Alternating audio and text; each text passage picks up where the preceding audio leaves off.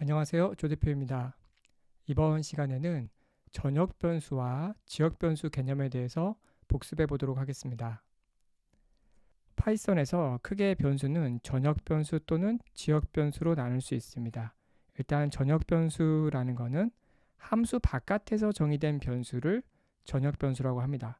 예를 들어 오른쪽과 같은 코드가 있을 때 테스트라는 함수가 있고요. 이 함수의 바깥쪽 부분에 a는 10이라는 값이 있습니다. 그러면 이때 이 a를 전역 변수라고 부릅니다. 이와 달리 함수 내에 선언된 변수를 지역 변수라고 합니다. 예를 들면 테스트 함수 내에서 b는 20이라고 선언되어 있기 때문에 이때 b는 지역 변수라고 합니다. 이 지역 변수는 한 가지 재미있는 특징이 있는데요. 얘는 함수가 호출되는 그 순간에만 존재를 하고요. 함수 호출이 끝나게 되면 함수 내에서 선언됐던 이 지역 변수는 없어지게 됩니다. 이와 달리 파일 단위에 있는 이 전역 변수는 함수 호출과 상관없이 파일 단위로 계속 유지가 되게 됩니다. 이번에는 LEGB 규칙에 대해서 간단하게 알아보도록 하겠습니다. 앞에서 저희가 지역 변수와 전역 변수를 배웠었는데요. 이 지역 변수의 약어 로컬이고요. 전역 변수의 약어 글로벌 베리어블의 약어 이 G가 되겠습니다. 그 중간에 있는 inclosed라는 거는 저희가 파이썬 기초문법에서는 거의 나오지 않지만 예를 들면 a라는 함수가 있고요. 이 함수 내에서 또 b라는 함수가 정의되어 있다고 할 때 이 b 함수 입장에서 보면 자기 자신의 바깥쪽이긴 하지만 전역은 아닌 요 중간에 있는 요 부분을 inclosed 영역이라고 부릅니다. 마지막으로 built-in 영역은 저희가 open이라든지 range라든지 sum과 같은 파이썬 내장 함수가 정의된 영역을 built-in 영역이라고 합니다. 그래서 여러분들이 파이썬에서 어떤 변수의 값을 바인딩하거나 또는 어떤 변수의 값을 참조할 때 예를 들면 print a라는 변수의 값을 참조할 때 기본적으로 L, E, G, B 순으로 탐색하게 됩니다. 즉 local 함수 내에서 a라는 변수를 찾고요. 없으면 inclosed 영역에서 찾고요. 그래도 없으면 global, 그래도 없으면 built-in, built-in까지 찾았는데 없으면 not defined 에러가 뜨게 됩니다. 그래서 파이썬에서 변수를 참조할 때 LEGB 규칙을 따르게 되고 LEGB는 local, including, global, built-in의 약자라는 것을 기억하시면 될 것 같습니다. 몇 가지 예제 코드를 통해서 실제로 지역 변수 그리고 전역 변수가 어떻게 동작하는지를 저희가 개념적으로 더 이해를 해보도록 하겠습니다. 다음과 같은 코드가 있을 때 이 코드의 실행 결과를 먼저 한번 생각해 보시기 바랍니다. 전역 변수에 a가 10이 있고요. 지역 변수 a는 20이 있습니다. 그 다음에 함수 호출이 됐고요.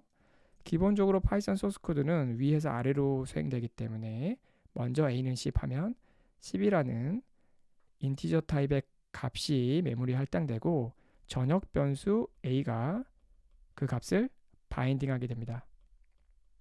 그 다음에 테스트라는 함수가 define 정의되어 있기 때문에 함수의 이름은 들여쓰게 된 코드를 가리키게 됩니다. 마지막으로 함수 이름이 있고 괄호가 있기 때문에 함수 호출을 의미합니다. 함수 호출이 되면 인터프리터는 함수의 정의부로 가면서 먼저 인자값 바인딩을 합니다. 그런데 인자값이 없으니까 넘어가고요. 두 번째 코드의 실행입니다. 코드를 실행을 해볼게요. 는이 있으니까 오른쪽 20을 먼저 메모리에 할당을 하고요. 그 다음에 이때의 a는 지역 변수 a가 됩니다. 그래서 바깥에 있는 전역 변수 a와 이 지역 변수 a는 전혀 다른 거예요. 얘는 함수가 호출될 때만 유지되는 지역 변수이고요. 그래서 제가 오른쪽에 표현을 했습니다. print a를 하게 되면 앞에서 참조를 LEGB 순으로 한다 그랬으니까 먼저 로컬에서 a를 찾게 됩니다. 로컬에 a가 존재를 하기 때문에 화면에 프린트 되는 값은 20이 프린트 되고요. 자, 리턴이 없으면 리턴 none으로 리턴 되죠. 인터프리터는 다시 호출부로 돌아가면서 함수 내에서 선언됐던 지역 변수는 소멸하게 되고요. 20이라는 값 역시 어떤 변수도 자기 자신을 레퍼런싱하고 있지 않기 때문에 소멸되게 됩니다. 그래서 최종 결과값은 20이 출력되게 됩니다. 이번에는 변수를 참조하는 두 번째 경우에 대해서 설명을 드려보도록 하겠습니다. 역시 다음 코드를 보시고 이 코드가 수행됐을 때 어떤 결과값이 출력되게 될지 여러분들 한번 먼저 생각을 해보시고 그 다음에 설명을 들어보시면 좋을 것 같습니다. 마찬가지로 위에서 아래로 수행됩니다. 10이라는 값이 할당되고 전역 변수 a가 이 10이라는 값을 바인딩하게 됩니다. 그 다음에 함수 이름은 역시 들여쓰기 된 코드를 바인딩하게 됩니다. 변수는 자주 사용되는 값에 대한 이름표였고요. 함수는 자주 사용되는 코드에 대한 이름표입니다. 값이나 코드가 자주 사용되기 때문에 해당 값이나 코드를 메모리에 올려놓고 그 다음에 그 값을 참조해서 쓰는 거죠. 자, 함수 호출이 됐어요. 그러면 인터프리터는 다시 함수로 가게 됩니다. 인자값이 없고요. 이때 프린트 a를 하게 되면 역시 참조 순서는 L, E, G, B입니다. 로컬에는 a가 없죠.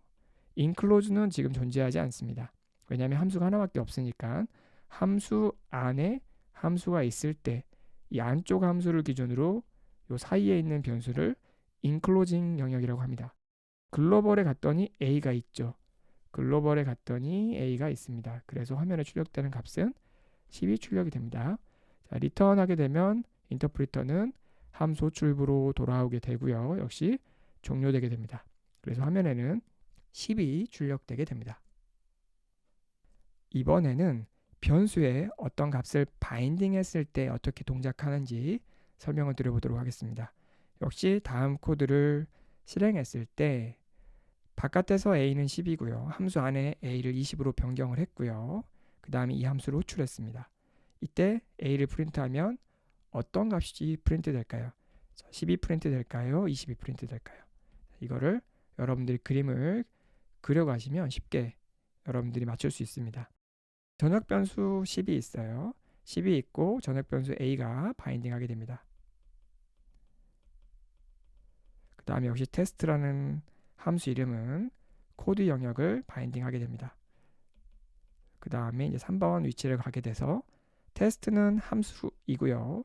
그 다음에 가로니까 호출을 의미하고 그러면 인터프리터는 위에서 아래로 수행됐다가 함수 쪽으로 실행하기 위해서 이동하게 됩니다. 인자값은 따로 없고요. a는 20이기 때문에 먼저 20이라는 값을 메모리 할당을 하고요. 그 다음에 a라는 로컬 베리어블은 20을 가리키게 됩니다. 자, 이 상태에서 더 이상 수행할 문장이 없고 그러면 return none을 하게 되죠. 자, 인터프리터는 함수 출부로 돌아가고요. 그러면 지역 변수 a는 없어지게 됩니다. 그 다음에 20은 자기 자신을 가리키는 변수가 없기 때문에 함수 호출이 끝나면 역시 소멸되게 됩니다. 자, 마지막 print a 하게 되면 이때의 a는 전역 변수 a를 의미하기 때문에 화면에 10이 출력이 되게 됩니다. 그래서 이런 식으로 함수 안에서 어떤 값을 변경, 즉 전역 변수를 변경한다고 해서 이 같은 이름으로 썼다고 해서 값이 변경되는 게 아닙니다. 이거는 새로운 지역 변수 a가 할당되는 것 뿐이죠. 그래서 안쪽에서 이렇게 하더라도 함수 안에서 값을 변경하더라도 실제 전역 변수의 값은 변경되지 않게 됩니다. 이 부분에 여러분들이 주의를 하셔야 돼요. 왜 동작하지 않는지를 여러분들이 앞에서 제가 여러 번 강조한 것처럼 그림을 그리시면 확실하게 여러분들이 이해하실 수 있습니다. 이번에는 그러면 함수 안에서 이 전역 영역에 있는 변수가 바인딩하는 값을 변경을 하고 싶은 경우가 있어요. 그런데 이런 코딩 스타일은 되도록이면 지양해야 됩니다. 그러니까 이렇게 코딩하면 안 돼요. 그런데 이렇게도 할 수 있다는 것을 설명드리기 위해서 글로벌 키워드를 말씀드리도록 하겠습니다. 이 코드를 수행하게 되면 화면에 20이 출력되게 되는데요. 왜 그렇게 되는지 한번 설명을 해보도록 하겠습니다. 먼저 10이라는 값이 즉 인티저 타입의 값 10이 메모리 할당되고 전역 변수 a가 바인딩하게 됩니다. 그 다음에 역시 테스트라는 함수의 이름은 어떤 코드를 들여쓰게 된 두 줄의 코드를 바인딩하게 되고요. 세 번째, 함수가 호출되면 함수 호출부로 이동하게 됩니다. 이때 a라는 변수는 파이썬 인터프리터한테 앞으로 내가 여기 안에서 사용되는 a는 로컬이 아니라 글로벌 변수야 이렇게 알려주게 됩니다. 그러면 그 다음부터 a는 20하게 되면 20이라는 값이 생기고요. 이때 a는 로컬로 새로 생성되는 게 아니라 이 바깥에 있는 글로벌 변수가 20을 바인딩하게 됩니다. 그래서 원래 글로벌 변수 a는 10을 바인딩 했었는데요. 이 링크가 없어지면서 글로벌 변수 a는 새로운 20의 값을 바인딩하게 됩니다. 함수 리턴 되게 되면 호출부로 돌아오게 되고요. 그 상태에서 네 번째 코드를 수행하게 되면 현재 전역 변수 a는 20이라는 값을 바인딩하고 있기 때문에 화면에 20이 출력되게 됩니다.